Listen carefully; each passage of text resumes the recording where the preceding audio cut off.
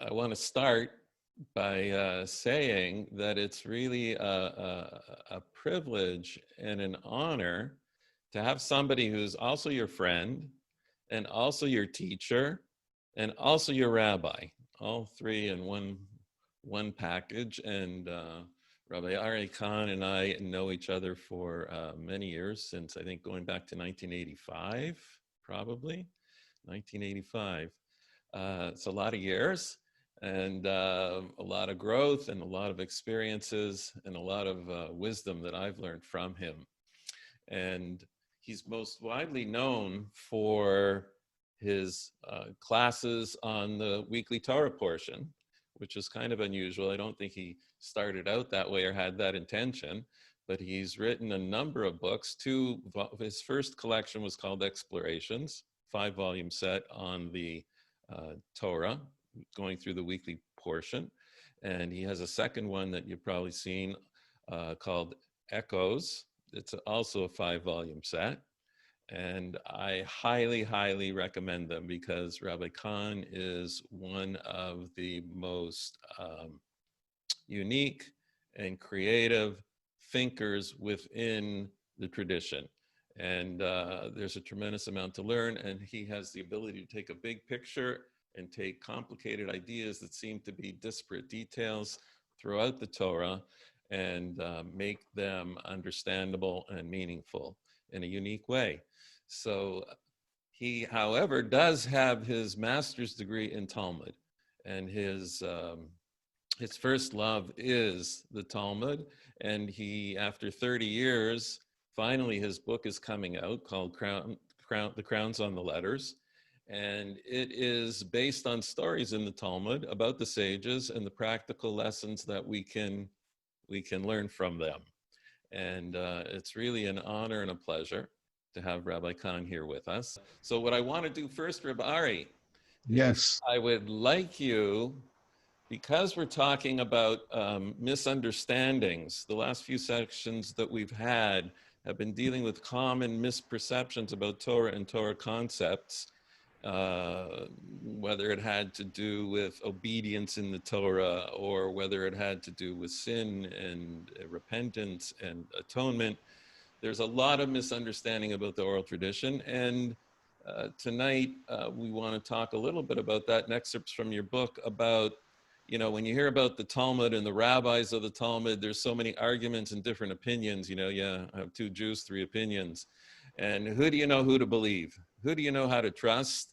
And how do we know that the rabbis of the tradition weren't just making stuff up like other elders and priests and people did in other religions for their own agenda, and not twisting God's word or not getting it straight or who knows what.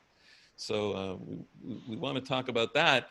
And because we're talking about how do you know who to trust, I'd like you to share a little bit of your story, how you grew up, who you learned from, who your teachers were, what it means to be part of the chain of tradition, how you chose to do what you did, meaning become a rabbi, and also what made you decide to come to Israel. Okay, you've given me a lot of things to answer. So first of all, thank you very much for being able to share in the next hour or so with all of your friends. Thank you. Maybe become my friends. And one point, I believe we met in 1987, not 1985. That's point number one. Point, just for the historical record. Point number 2 is that you speak prophetically when you say that Explorations is a 5-volume set. It came out as a 1-volume set, and now I'm reissuing it with an updated version, which will be, God willing, will come out as 5 volumes, which are all written already. The whole 5 volumes are written, but if anyone here has ever written a book, you hopefully know that it takes a long time to process, a long time for it actually to come out, and it's not a question, okay, I'm done. The manuscript you said that this work, Crowns and Letters, took 30 years. I submitted the manuscript in 2017. So it was already given and then, and that's how long as this has taken. So you want me to speak about myself, which is far more difficult than anything else here. So I'll start in the beginning. I was born in a place called Brooklyn, New York, which I know you're thinking is a very unlikely place for a Jew to come from. I was born in or raised in a neighborhood which was not particularly Jewish. It was probably more Italians than Jews. But nonetheless, it's called Bensonhurst, which was made famous by the Honeymooners and Ralph Cramden. And Saturday Night Fever was filmed around the corner from my house. John Travolta and the whole thing. But nonetheless, there were 80,000 Jews in the area that I grew up. And my father was a rabbi in a synagogue there, in a shul there, which was 3 blocks away. To get to my father's shul, I had to pass by 2 other shuls to get there, 2 other synagogues to get there. And one of them there was a very famous rabbi, early 20th century. His name was Rabbi Yisrael Meir from Radin, known as the Chafetz Chaim. So there was a student of the Chafetz Chaim that was the rabbi in the shul, one of the 2 shuls that I walked by to get to my father's. So I was blessed to have a father who's a rabbi, to have an older brother who's a rabbi. Today I have a son as well who's a rabbi. I told my grandson, who's 5 years old now, no pressure. Just because your father, grandfather, and great-grandfather are all rabbis, no pressure whatsoever. And I was fortunate to receive an education which I realized that most people don't. My mother is someone who is educated as well. My mother ended up studying with one of the great Jewish philosophers of the 20th century, Professor Heschel. I don't know, Shmuel, if you knew that my mother had studied with him. Yeah. And I asked her recently, she didn't remember. So, but that's more to I asked some questions about it. She goes, yeah, I studied with him. I say, yes, you studied with him. So my parents should, who are elderly and live in Jerusalem, should be healthy and well, like all the other elderly in Jerusalem. So when I was young, actually having a father as a rabbi was a great deal of pressure. And there's always expectations. There's always things, as the rabbi's son, that people will expect of you, which maybe today now Shmuel appreciates with his children and I with my children. And it's not a very simple thing. And I cannot tell you that when I was 10 years old or 15 years old or 17 years old, that I ever would have imagined that I would be where I am today and I would have accomplished what I have today. I did not see that trajectory whatsoever. I think there was a part of me that was actually running away from it. And when I was 17, I graduated high school and I came to Israel for a year, and I ended up spending 3 years. And during those 3 years, I would say that my life had changed. And by the time those 3 years was over, I had, by that point, had been fortunate to have been able to study with some of the really great rabbis in Israel and Jerusalem. I came back to America at that point, and by now I was 20. And then I was fortunate to be, I believe, literally the youngest person in the lectures of a man whose name is Rabbi Soloveitchik, Rabbi Joseph Soloveitchik.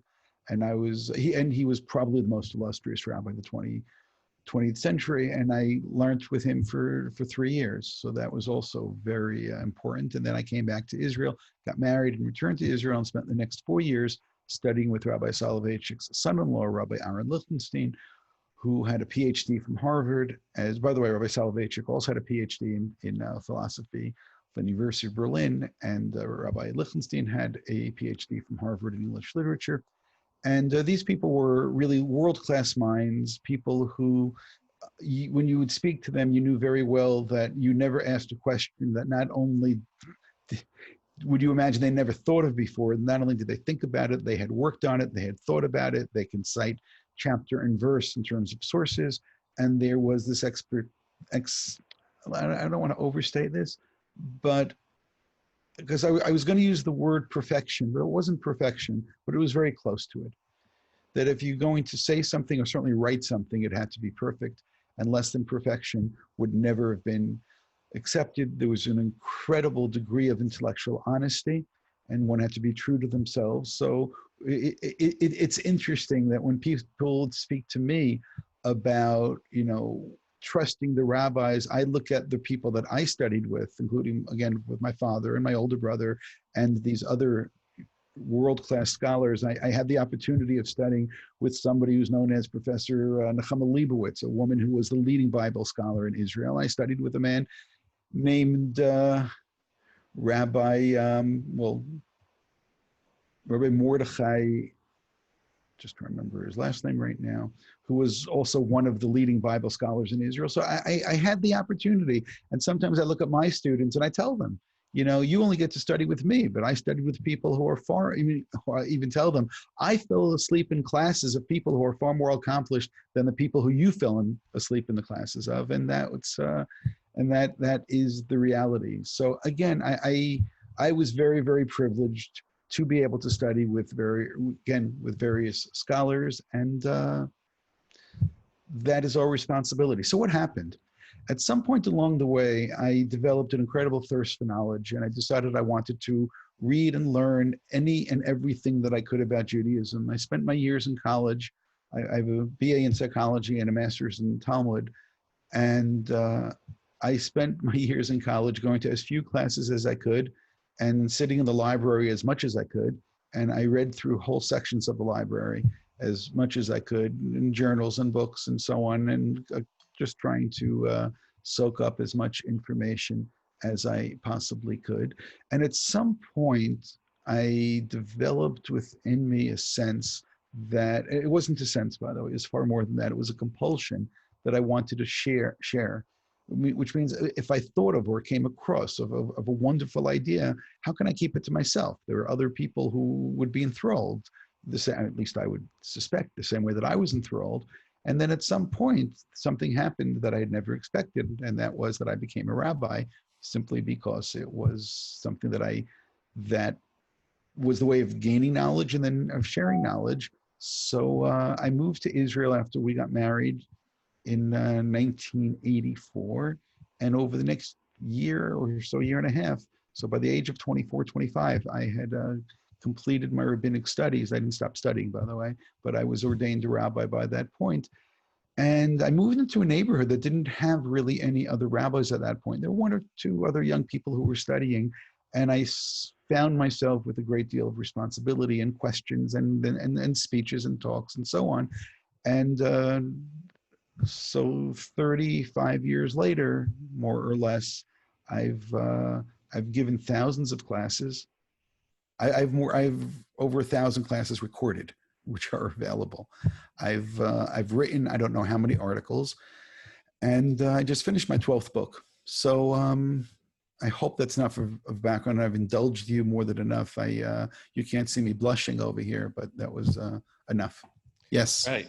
So when you say that you studied with Rav Soloveitchik, probably the most illustrious rabbi in the 20th century among the handful, how do you decide? Who decides that they're the leading rabbi of the generation? Like, is there an election? That's easy. How do they decide?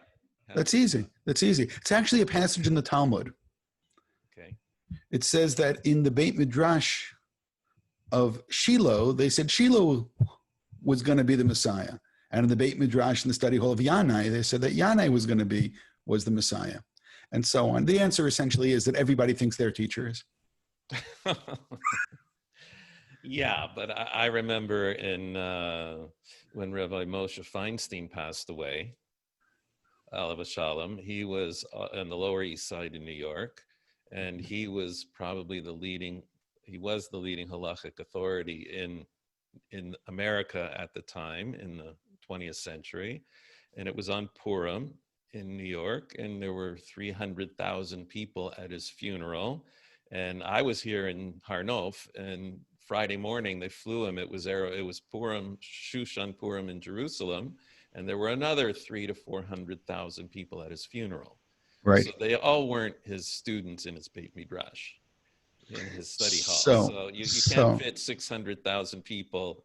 And I don't know if anybody here knows anybody that's had 600,000 people at their funeral on a holiday, and you never heard of them. Yeah. So I'll comment on that. First of all, Rabbi Soloveitchik and Rabbi Feinstein were cousins. And I was once in Rabbi Soloveitchik's apartment, and he wasn't there at the time. I was there with his grandson. And ironically, my brother's daughter married Rabbi Soloveitchik's great-grandson. And it's also was an interesting, shall we say, merger, as it were. But I was once in his apartment, and it was right before Rosh Hashanah, and I saw his list of people he needed to call before Rosh Hashanah, and the first person on the list was Rabbi Feinstein.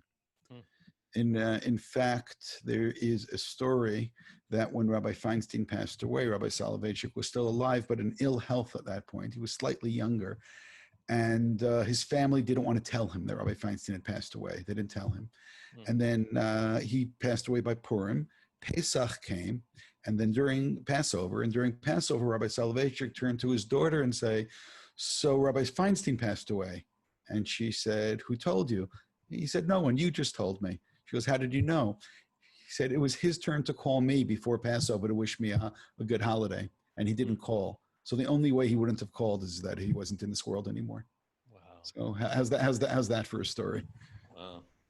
So again, how did they become that? How were they acknowledged as that? How did 600,000 people, I mean, if there were 600,000 people at the funeral, there were another 600,000 that couldn't get there because it was Purim, at least, right? At least. But I'll actually tell you the difference between the two of them. Rabbi Soloveitchik was the greater theoretician and certainly the greater philosopher, which means when it came to theory, when it came to be a spokesperson for Judaism and an articulate spokesperson, Rabbi Soloveitchik was better at that, again, with the classical education, with a degree in philosophy. He was at home in history of science and history of philosophy. And when you start to read his writings or listen to him speak, then you can be overwhelmed by the intellectual greatness. Rabbi Feinstein was much more within Jewish knowledge itself. The other big difference between the two of them, and by the way, they were both child prodigies, and they both had fathers who knew that they were child prodigies, and they both had fathers who then had to try to decide, what do you do when you raise a prodigy like this? And that is quite a challenge. And Rabbi Feinstein's greatness was his ability to give modern answers to new questions that came up, and to analyze them and to show how the Talmudic tradition is quite alive, just waiting to put new applications on the issues that come up. Rabbi Soloveitchik, even though he was probably capable of that, for him, learning was much more of the theory and the process of explaining the passage rather than just searching for the bottom line. So Rabbi Feinstein's greatness was his ability to the bottom line. Now, why were there hundreds of thousands? Because there were at least that many people that when it came to the bottom line, knew that he was the one you call, and either they called him directly, and you think that that number sounds too great, or their teachers would call him. The joke back in the 60s and 70s were that if you got rabbinic ordination, on the back of the ordination, it would have Rabbi Feinstein's phone number, which means, yes, you have ordination, and yes, you can rule, but here's the phone number just in case when you get stuck, and use it. So can you give us an example of the kind of a question that would be the question that the leading authority had to be asked, for example, the kinds of things that, because I think people are not clear, like you go to a rabbi, people like, is he just like his intuition, like a spirit speaks to him and he answers, like where's he getting his answers from, and why are people going to him for his answers? Can you explain to us the process? Sure, and I'll give you an example which was quite controversial in the day. The technology, biotechnical technology, has given us the ability of solving many cases of infertility. Many cases. I mean, one leading physician within male infertility told me if all the pieces are there, he can solve every single case. Now, in the early 60s, both Rabbi Soloveitchik and Rabbi Feinstein were asked the following question. If a woman became impregnated artificially with the sperm of somebody other than her husband, what is the status of that child? Now, let's just go backwards a second. In the olden days, to carry a child other than your husband's meant to have an affair. And the only way that you can have the sperm of somebody other than your husband was the old-fashioned way. And that child certainly would have been illegitimate if it were implanted in the old-fashioned way. But now technology allowed a possibility for a woman to carry the sperm of somebody else. The question came up, is that child a legitimate child, or is that child an illegitimate child?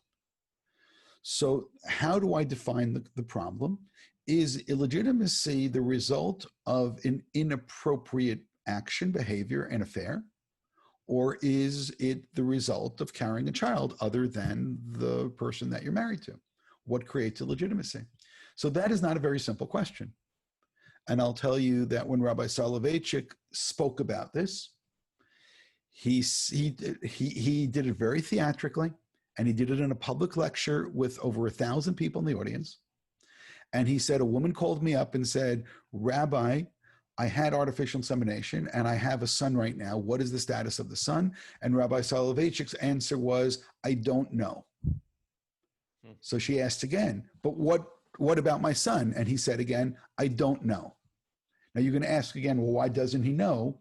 Well, he doesn't know because he has no source which he feels comfortable with can absolutely define the issue. And as a theoretician, he was able to see both sides of the argument, and he was very comfortable saying something which is terribly frustrating. By the way, the reason that he was saying this in front of 1,000 people is also because he wanted his young rabbis to know, his students to know, it's okay to say sometimes, I don't know. It's okay. We don't need to be able to say, I know the answer to every single question. A matter of fact, he would tell his students, I know the world is different today because among all kinds of other things, we actually have caller ID. But he told his students, again, 50 years ago, if somebody calls up and asks you a question, the first thing that you do is you ask them for their phone number and you say, I will call you back and I need to look it up. Never answer a question on the spot. Now, why not answer on the spot? Well, one reason is maybe you're wrong.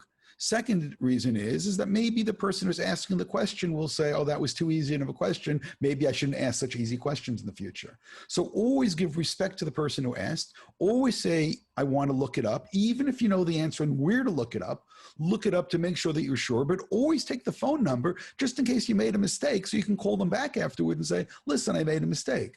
Now, there is so much wisdom within this. Again, I haven't told you anything about his Talmudic understanding, but there's so much wisdom in life. Don't be arrogant. Even if you know the answer, think about it anyway. Respect the person who asked the question. Respect all questions. And it could be that even if you thought on the spot you understood the question, maybe a day later you're going to realize, hold it a second, I misunderstood the question. And that happens to us as well. So when this question came up with artificial insemination, he said, I don't know. And as I said dramatically, he told the story. But the woman said, what about my son? He said, I don't know. And he said again, but what about my son? He said, I don't know. And he was telling his students, it's okay to say, I don't know. That's okay. It's okay that we don't know everything. On the other hand, Rabbi Moshe Feinstein wrote or ruled on this, and he said that the only way to create an illegitimate child is if it was done illegitimately. And he said artificial insemination is not illegitimate, and nothing wrong took place over here, and the child is 100% okay.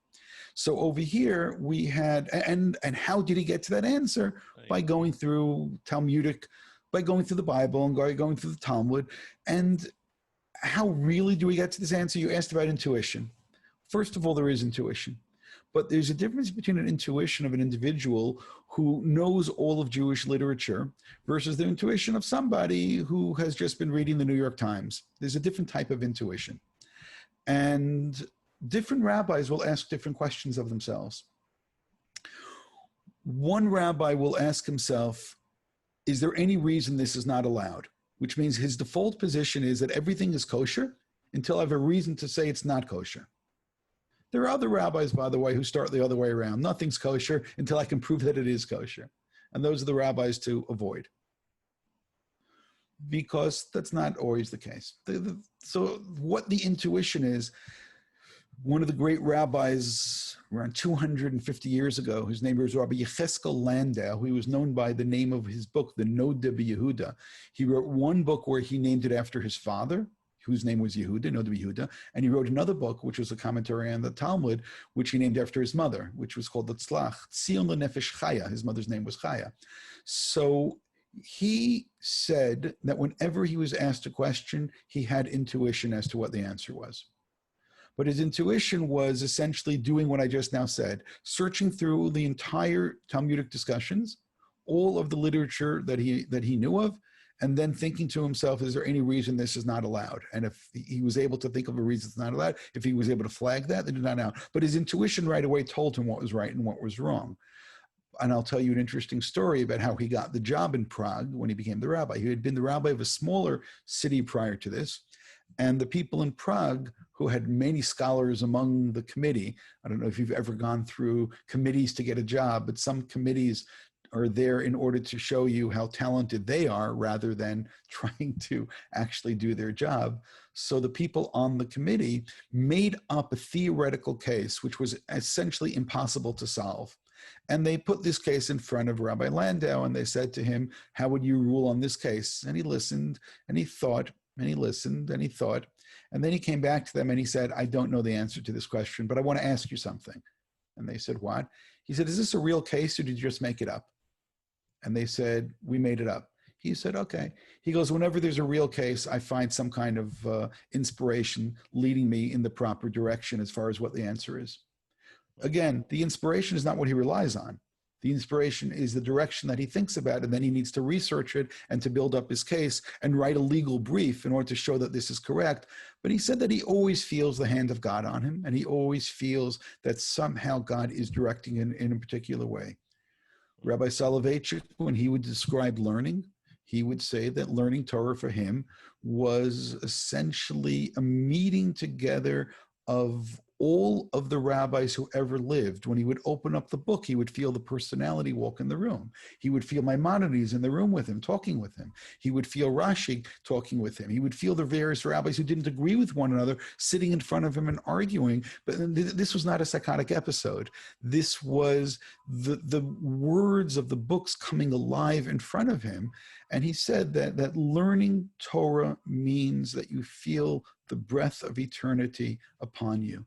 You feel that God is in the room, and God can never be separated from the entire process, which means ultimately when we teach and ultimately when we try to rule on questions that arise, we are trying to figure out what the will of God is in this, and we become, in a certain sense, utensils where the Spirit of God flows. But the reason that it flows is because of knowledge, and the reason one has knowledge is because one has studied, which means it's absolutely impossible that one can have this type of a spirit or this type of a feeling if there's no knowledge to back it up. And I'll say it again. The Noda B'Yehuda was able to discern whether it was a real question or not a real question because he didn't feel that there was some kind of divine help at that point. But nonetheless, even if he felt the divine help, then he had to go research it and prove his point and be able to write something which his intellectual honesty would be able to defend. So there's two kinds of questions people will have. One is something permitted or not permitted? You gave the example of artificial insemination. And in that case, they can't just answer. It has to be, like you said, a written legal brief that it can be it's peer reviewed basically, and people offer rebuttals if they don't agree with it. Correct. I've seen that happen. There's the other kind of question, like Noach got drunk right after coming out of the ark and offering the sacrifices. What's up with that? There's that kind of question you go to a rabbi too. I get those kind of questions more. If I get the other kind of question, you know what I do, people? I say, I'll get back to you. And then I call Rabbi Ari here and ask him what's the answer. And then I get back to the people. So when I get those other kind of questions and I come up with an answer, I go back to Rabbi Ari and I say, is this legitimate? Can I say this? This is what it seems to me. So can you sort of answer the process a little bit of how do you decide? Like, what's the process of going through the books? What books are you going through and how's that work? Okay. It's like a black box. You ask the rabbi a question and then he says, I'll get back to you. And he comes back and like, there was this black box thing that happened. And how do I know I can trust that? Well, how do you know you can trust it is a whole separate question. I think that what a rabbi needs is knowledge, humility, and honesty, and fear of God. If they don't have fear of God, then all the other things are not going to help. There needs to be fear of God, really asking yourself, not what do I want in this situation? What is it that God wants in this situation? And a life of Torah, is a life of submission. It's a life where we say, sometimes God says no. Sometimes God puts rules that are annoying, rules that are difficult. You know, ask any baseball fan. I don't know if you know this, but the World Series over the years would always seem to work out to come out over Yom Kippur. Right. Right. Koufax. Sammy, who by the way, you're too young for that, right? Excuse me. Sandy Koufax grew up in Bensonhurst. Yeah. He used to play basketball in the same gym that I would play in. There was a picture of him on the wall as a basketball player. Right. Anyway. He doesn't know what we're talking about. He refused to play on Yom Kippur. He was Jewish during the World Series in Los Angeles, right? Yeah. That's we're playing Los Angeles Dodgers. And right. He refused to play. He was the starting pitcher, right? Yeah, he was the best pitcher in the game. Right. And the guy who ended up pitching was Don Drysdale, and he lost terribly. And he said to the manager after the game, "I know you probably wish I was Jewish also." So, you know, Yom Kippur comes out, and the kid is 15. And by the way, they'll be 50. Sometimes it'll be 50 years old in the World Series, and you know, no, it's Yom Kippur. I mean, that's it. We have to make. I don't want to use the word sacrifices because it's too strong, but we have to submit to God's will. And there's all kinds of cases. I mean, it could be, I never had a cheeseburger. I'm sorry to admit that. It could be it's the best food. I'm sure it's not the best for you, but it could be the most tasty thing in the world. But sorry, God said no. So no, that's all. And there's going to be all kinds of things in life that we need to tell ourselves, okay, the answer to that is no. So let me go back and try to break down your question. How do you trust the rabbi? Well, there's all kinds of different questions. And that was part of what you were asking. You know, the question, well, how do I know or explain why Noah was drunk afterwards? And the answer, I think, is because he was suffering from post-traumatic stress and he had a guilt of it as a survivor, and he didn't do more to save the rest of the generation. And leaders have a responsibility to save the generation. And I think having to live with himself afterwards was quite difficult. And therefore, in order to try to find some kind of solace, he plants this vineyard. And I think that's part of what he's doing. If you want to look at the more mystical sources, they'll say is that the tree of knowledge of good and evil in the Garden of Eden. So again, we always call it the tree of knowledge. It's not the tree of knowledge, the tree of knowledge of good and evil. So what kind of fruit causes you to become confused between good and evil? So some say it's the grape. And therefore that the sin of Adam and Eve was from using the grapes, which they became intoxicated, and then had knowledge of good and evil, which is a confusion of good and evil. And then perhaps on the mystical level, Noah was trying to, quote unquote, fix that sin, but he ends up not fixing it at all. So a question like that is going to have one kind of an approach. A question of law is going to have a different kind of approach. When it comes to explaining the sin of Noah and what went on over there can be all kinds of creativity involved in it, which means I can give what I would call a reasonable interpretation, which therefore can be legitimate. Doesn't have to be that anybody ever said it before, but it could be an interpretation, totally subjective, and this is what I think, and this is my inspiration, and this is what I think that happened. I know a man who gave an interpretation, Rabbi Maidan is his name, he's a very interesting fellow. He gave an interpretation of that passage, and it says that he woke up and he knew what it was that Noah's son had done, and he read into that text that, because it says he uncovered the nakedness of his father, which is a phrase which is used later on in the Torah when you sleep with your father's spouse.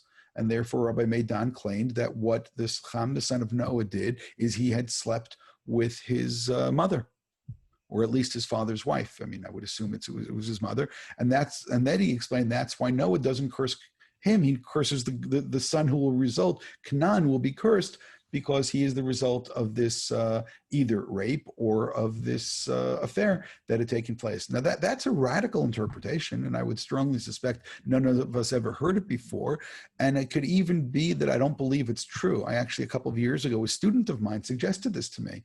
And she said, you know, what, I came up with this idea. What do you think? I said, well, two things. I don't think it's, a couple things. I don't think it's true. I think it's brilliant. And you're not the first one to say it. So I think she liked all of my responses to it, and I sent her the article of where this other fellow had said it before.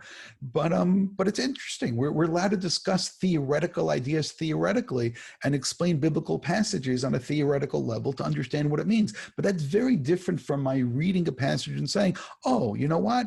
I have a radical reading in terms of milk and meat, and now I think, going back to the cheeseburger again, don't think I have a fixation, because I don't. It's just convenient. And I have a radical read of this, and now I think I think now we can eat milk and meat together. Well, we can't. So therefore, my radical interpretation when it comes to reading anything having to do with the law is going to be limited. So there's going to be a real difference between what we can call Jewish philosophy, or what's called sometimes in Hebrew hashkafa, which means outlook, versus things which are actually coming down to law. And honestly, there are different people who sometimes excel in those different areas. There are some people who excel more in the theoretical, and as I already pointed out before, and there's certain people who excel in getting to a bottom line in terms of legally what it is that you do. So continue your question. So let me just follow up with that. So you go to somebody and you ask them, can I eat a cheeseburger? Yeah. And now they have to go and look it up, and it says don't see the kid in its mother's milk. Sounds like a baby goat and a baby. That's what the Bible says. That's what the Torah says. That's what God says, right? I get this Right. a lot. God said, hey, it's just a kid and its mother's milk. What's cow's milk got to do with, beef? What's a cheeseburger? Like, didn't they add stuff to the Torah? You're not supposed to add to the Torah, and aren't they putting up fences? And that's not what God intended. God just didn't want us to boil that little baby in its mother's milk. Okay. So a couple things. If somebody asks me, can I eat this? The first thing I'll ask them, are you Jewish? Because if they're not Jewish, yes, you can eat that. That's absolutely fine. You're allowed to eat that. Second point, which I think is what you were really asking me, and that is, hold it, what's going on over here? So it's first of all, you said that God didn't say you should put up fences. That's not really true. It does say it a number of times in Torah, you should put up fences. It does say that. So mishmeret lemishmeratai, you should guard the things that I put to guard you. So therefore, it is understood that you should be putting up fences, because people are human and people are fallible and people will make mistakes. And therefore, you want to have some kind of protection. Let's just say you're not going to leave an electrical outlet, next to a cup of water which spilled on the floor. You're going to create some kind of safety over there because you don't want someone to get hurt. But going back to your initial point, there's actually a combination of two things. One is that we have tradition that God taught to Moses, which was passed on generation to generation. That is one example of the oral Torah.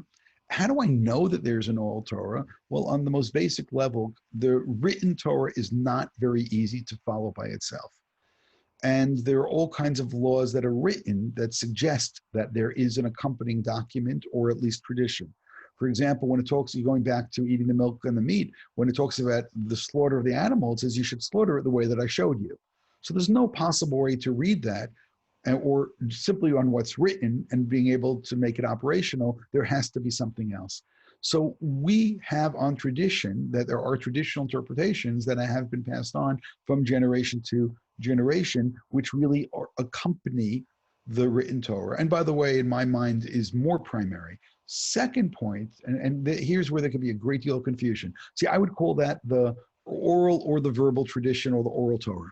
There's also an essence of the oral Torah where is rabbinic laws, where rabbis are making those safety laws. So the safety law would be, for example, don't even cook chicken together with milk, because raw chicken and raw veal can look very similar to one another. And someone can say, no, I'm telling you, I was in the rabbi's house, I was in the kitchen, and I saw his wife was making veal and milk, when in fact it was raw chicken, and the person misunderstood. And I'm willing to bet that there were people who made that mistake, and that's why they made that fence. I think a lot of the fences that were made is because somebody once fell down along the way, and let's make sure that nobody else is going to fall down and get hurt, so let's make that a little bit broader. But a rabbi cannot get up and say, listen, It says in the Torah, don't cook a chicken and milk together, because it doesn't say that. They can't say that. Now, you picked an example in the middle, and that is going to be the example of the cow as opposed to the example of the chicken. So in the way that case law is taught very often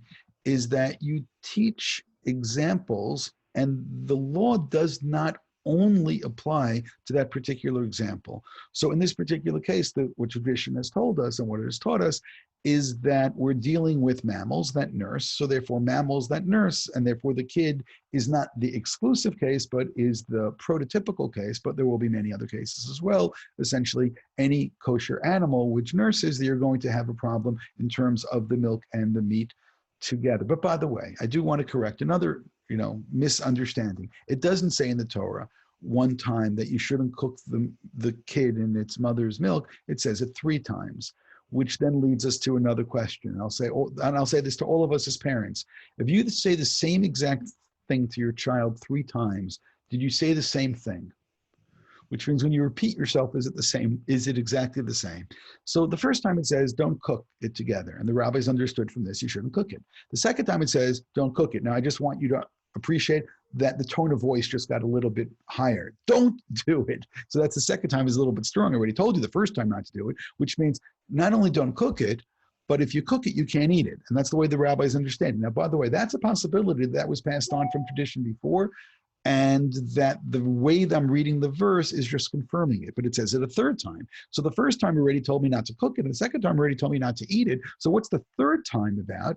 The 3rd time is going to be, and if you cooked it, not only can't you eat it, you can't even derive benefit from it. By the way, case in point, I got a text message this morning from a student of mine from, he's in New York, and he says that he works together with an app that delivers food.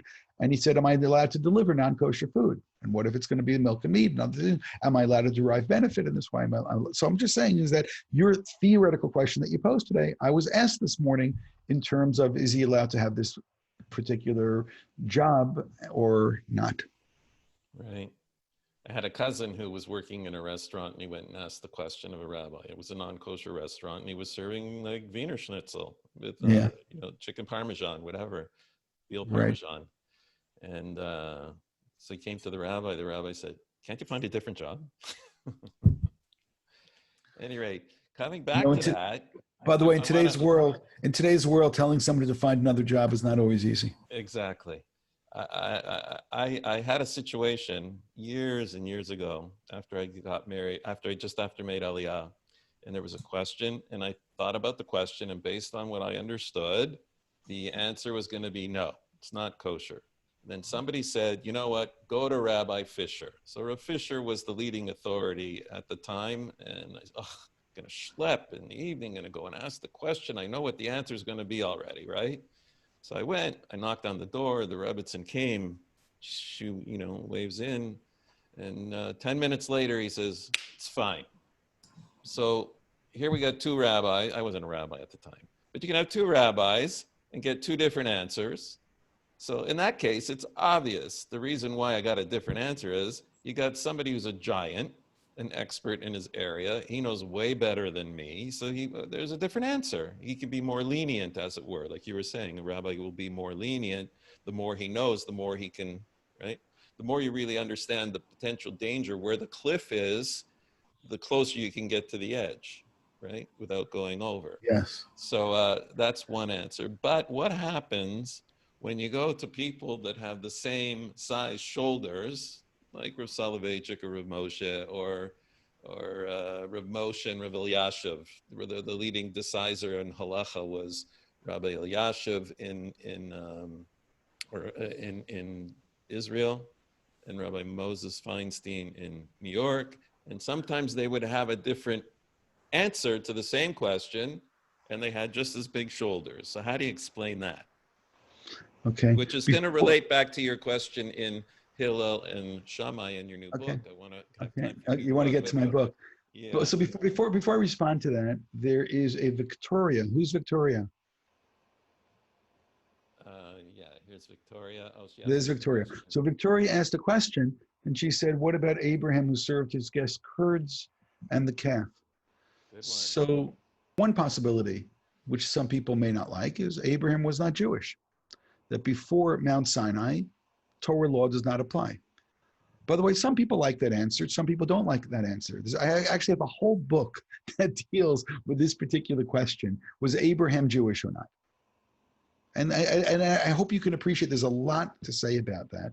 There's some people who just don't like that. How can you say Abraham wasn't Jewish?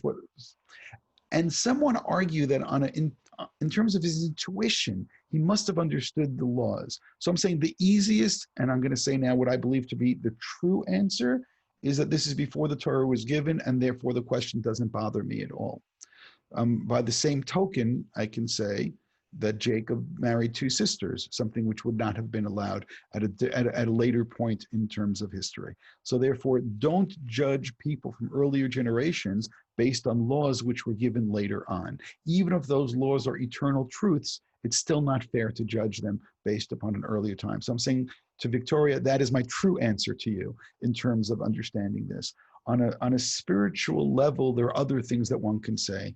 One is that Abraham was actually knew that they were angels, and therefore there was sort of this spiritual give and take. Later on, we're going to find out in a rabbinic, not in a Torah source, in a rabbinic source, in a teaching, which by the way goes back to the kind of teachings in my book, where the angels are going to complain when Moses climbs up into heaven and God is about to give the Torah, the tablets to Moses, and the angels start to complain. How can you give the Torah to a person, to a human being? Human beings are so frail spiritually. By the way, that's why we need law. But the angels complain, look how imperfect they are.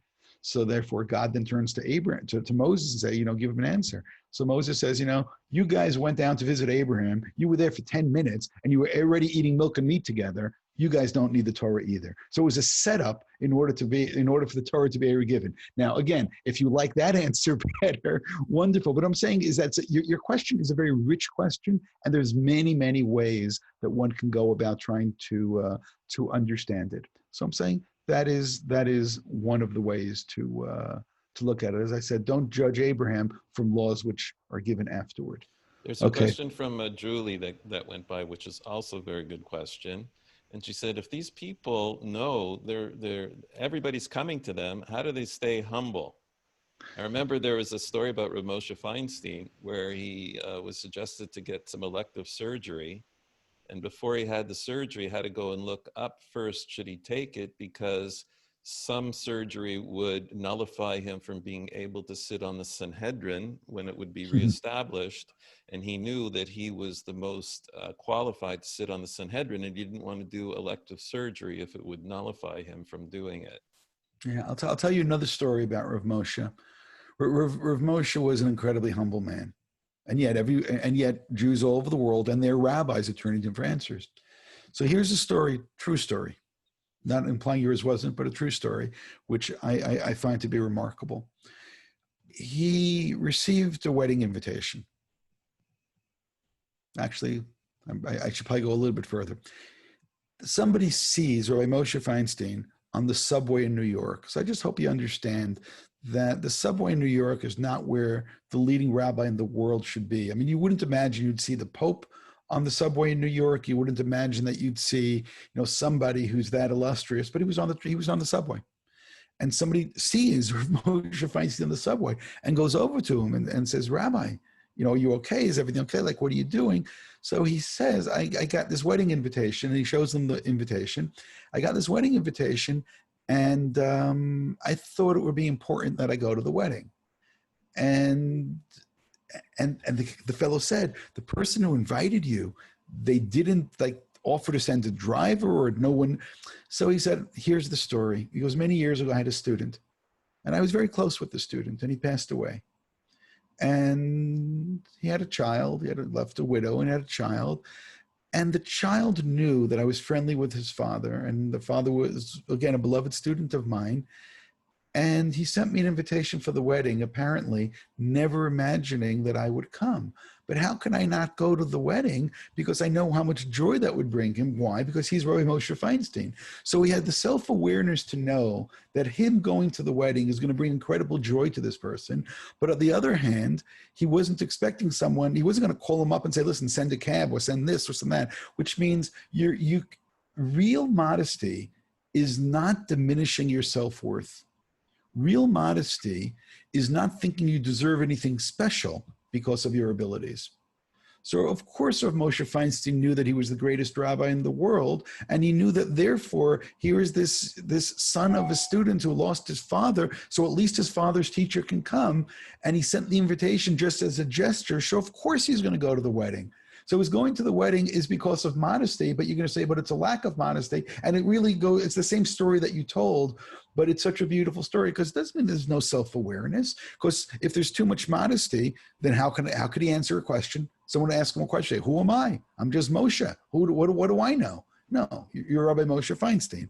And when he wrote his first book, he wrote his introduction, and he says, listen, on the one hand, I can't keep quiet because people ask me questions, and somebody who knows the law is obligated to answer the law. So he knows that he's obligated. But on the other hand, he says, I'm writing my sources. Everyone's invited to read the sources. And then if you come to a different conclusion, write me a letter. Let me know where I made a mistake, So there is this self-awareness, but it's that you don't think you deserve something special because who you are. It's really this sense of responsibility. But I'll tell you the other thing that keeps rabbis humble, and that is that they remember their rabbis, and their rabbis remember their rabbis, and their rabbis remember their rabbis. And we constantly have this state or this sense of that we are on such a lower level than the ones that we studied with.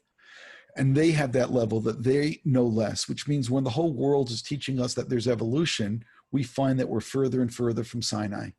There was this wonderful story, which may even be true, which was told about Rabbi Yaakov and Rabbi Shurin, who's Rabbi Yaakov's grandson. I don't know if you know him. Right. So he occasionally comes to my synagogue because his daughter lives around the corner.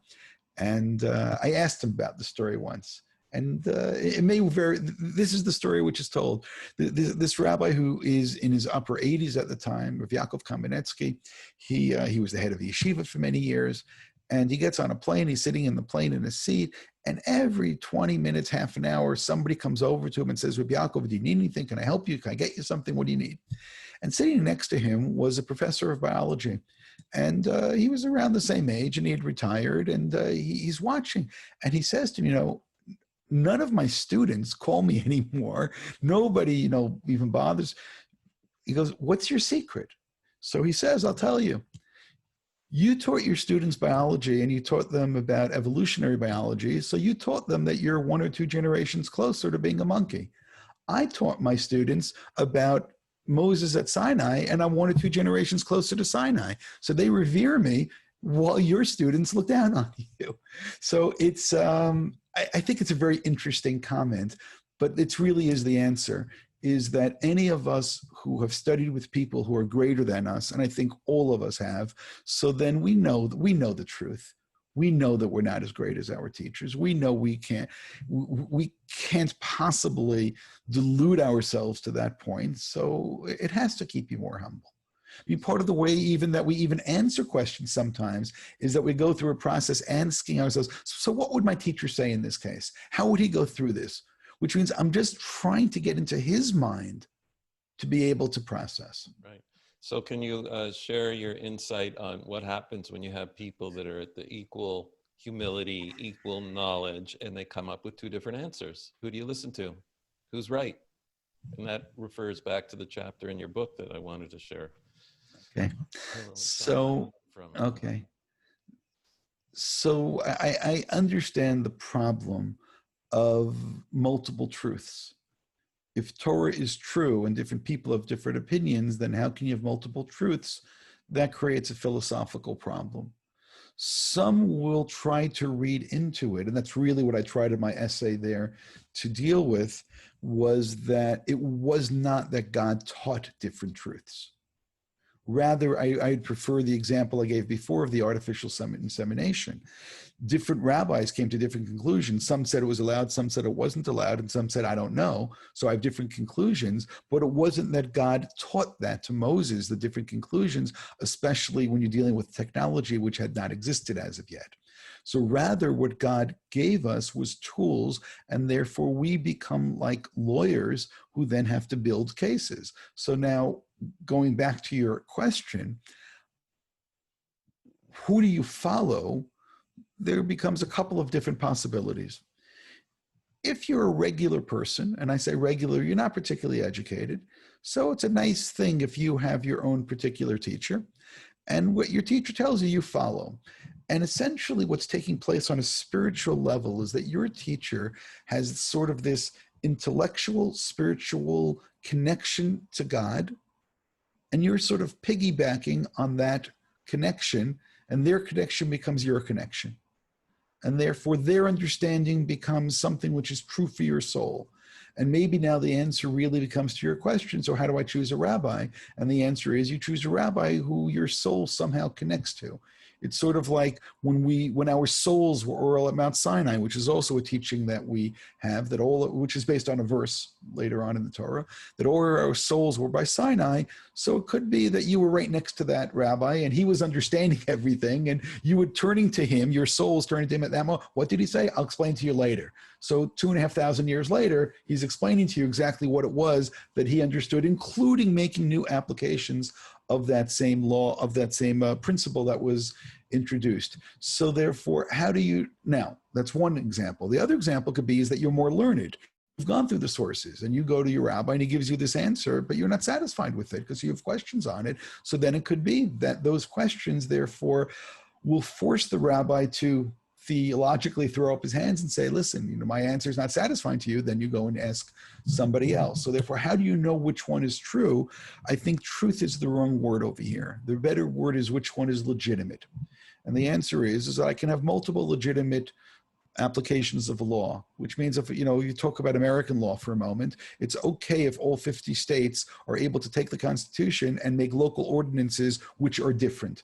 You can have in one state, you can have different places that have different speed limits. And you could say, hold it a second, isn't 55 or 65, isn't this based? No, different places can have different laws. And by the way, sometimes the different speed limits because different things are appropriate in different places. But I want to come back to something which is much larger.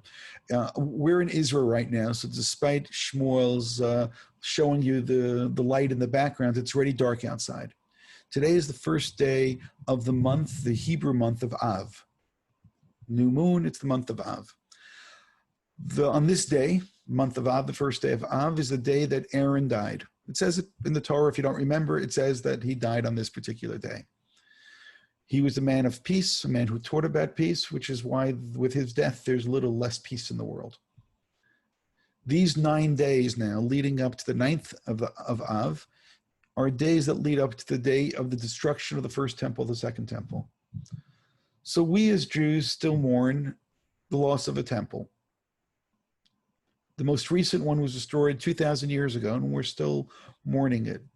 So sometimes it's very hard for us to, and I say us moderns, to appreciate why are we upset about a temple that was destroyed all those years ago. So I just want to point out one other element of the temple that we don't think about sometimes. On the Temple Mount is also where the high court stood. When there was a high court, there were absolute decisions in Jewish law.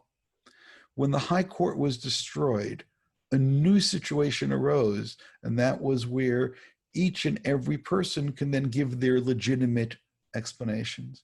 In my understanding, and this is one of the points I did try to get, of course, in the book, is that this was a way that God prepared us for exile, where Judaism will need to be applied in different places, in different times, in different ways, and so on. But it's very frustrating when we live, and I again live in Israel for over 30 years, it's very frustrating when this idea that lots and lots of different legitimate opinions exist. On the one hand, it's wonderful because we really do believe in unity, but not uniformity, whereby Judaism can be expressed in different ways. But, and this is but, you can't have a situation if you're living as a country where everybody has different opinions. I'm going to go back to my example of the speed limit. You can't say, listen, my custom is that the speed limit is 95, and someone else says, no, but my custom is the speed limit is 60. You can't have that on one road. You can't have an army where one person says, well, I don't think that we should fight at all, and someone else, no. You, at the end of the day, you need decisions to be made on a national level, which means Judaism existed for thousands of years essentially in little communities, but I'm really going to say as individuals, but not as a national idea. And part of what was lost with the destruction of the temple is that we lost our national identity. And Judaism needs to be applied not just as individuals, but also as a nation, which means if some of you would ask, you know, so why is Zionism so important? Why is the state of Israel so important?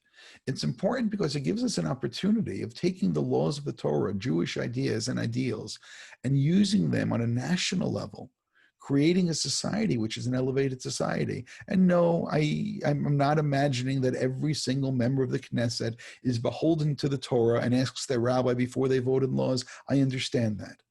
But nonetheless, this is a public expression of Judaism. And therefore, when we do something bad in Israel, it's going to be a stain on Judaism. And when we do something good in Israel, it's going to be a way that people appreciate Judaism. So to realize that part of what we mourn in the loss of the temple was also the loss of Judaism as in the public arena, as being something which is not just a little community, but something which is so much bigger than that. And there are great challenges in that. There are great challenges in terms of creating a state where the have-nots are taken care of, creating a state that has compassion for those who are the downtrodden. I'll tell you a story. Elisa likes my unity, uniformity. I have a chapter someplace in one of my books on that. Correct. That is that is an important concept. But we need there to be unity, not uniformity, but nonetheless, there's certain things that on the national level are important. Rabbi Soloveitchik, in one of his books, tells over a story where one of his relatives asked three great rabbis, what is the role of a rabbi? So the person who asked was the man who wrote the Torah Tamima, Rabbi Epstein. And he asked his father, who was one of the leading rabbis in Europe, who wrote a book of Jewish law called the Aruch HaShulchan. He was the decider of law. So he said, the purpose of a rabbi is to make decisions in law, sort of the spirit like Rav Moshe Feinstein, to give answers of law. And then he went over to his uncle. His uncle was the Netziv, the head of the greatest yeshiva in Europe at the time, called the Yeshiva Volozhin. And he asked his uncle, the Netziv, who, by the way, later on became his brother-in-law, but sometimes that happens. And he asked him, what's the role of a rabbi? And he said to be the head of a yeshiva, to teach Torah. So one said give laws, one said to teach Torah. So this person who gave that answer was actually Rabbi Soloveitchik's great-grandfather. So he said the role of a rabbi is to teach Torah. And then he went to Rabbi Soloveitchik's grandfather, whose name was Rabbi Soloveitchik, Chaim Soloveitchik, and his answer was as follows. The role of a rabbi is to take care of the weak, to take care of the downtrodden, to take care of the widows, to take care of the orphans, to make sure that people don't go hungry, and to make sure that the rules and the values of the Torah take place in the real world. If he has time to teach or time to give rulings, that's great. But the values and the morals of the Torah need to be applied in this world. And that's really what a state is supposed to do. We have to take care of all those other people. And this is an opportunity on a macro level. So therefore, I see this as macro Judaism. So therefore, your whole question comes up, which rabbi to trust? That is in a world where we don't have a formal court. We don't have a formal Sanhedrin, as it were, and then on a de facto level, so each rabbi has authority to give the rules. So hopefully he's not just giving his rules or giving his rulings, but that is, again, he has legitimacy to do this. That doesn't mean that he's necessarily expressing God's truth. It is legitimacy. It's okay. He has the right. Again, it should be based upon his knowledge, his scholarship, his humility, his fear of God. And therefore, he is given permission to give in that role, but he could be wrong. There's a chapter later on in the Torah that what happens when the rabbi gives a wrong ruling. Yeah, we make mistakes. What if I eat something not kosher because my rabbi told me it was kosher? So the rabbi is the one who has responsibility for that. So therefore, there is no papal infallibility over here. Little rabbis and great rabbis, even the head of the Sanhedrin, can make a mistake and give a wrong ruling. Yeah, we're human. We're all human and we can make mistakes. So we take that phone number. So make sure we can call them back afterwards and make sure we can correct our mistakes along the way. But I'm going to say it again. We are given a legitimate right to interpret law as long as you have that knowledge and that humility and so on. And therefore, I'm allowed to give rulings. Is it possible that I've been wrong over the years? It's probable that I've been wrong over the years. But it doesn't mean that the person who asked me had no right to ask me. And it doesn't mean that I didn't have the authority to give that ruling. I did have that authority. And it doesn't mean that I don't have the God-given right to give those rulings. I did have the God-given right to give those rulings, even though it's possible that I could have been wrong along the way. And by the way, that's also something that is to keep us honest and also help with the humility, because nobody ever said that I'm going to be right in every single case. Well, okay, so I want to be respectful of your time and respectful of everybody else's time. And hopefully, when you guys ask me questions, you should know that often you're asking questions to Rabbi Kahn, because that's where I'm getting some of my answers from. So I want to thank you very much for taking the time to spend with us. And God willing, I hope we'll be able to do it again another time on a different subject. Okay, I don't really have a question. I just want to thank you, Rabbi. This has been excellent, absolutely excellent. And I hope you come back. Thank you. Thank you. And Shmuel, thank you. Thank you for all the kind words, even if they were exaggerated. And and thank you for trying to, for doing what you do, and for doing it well. So thank you. Everybody have a good night.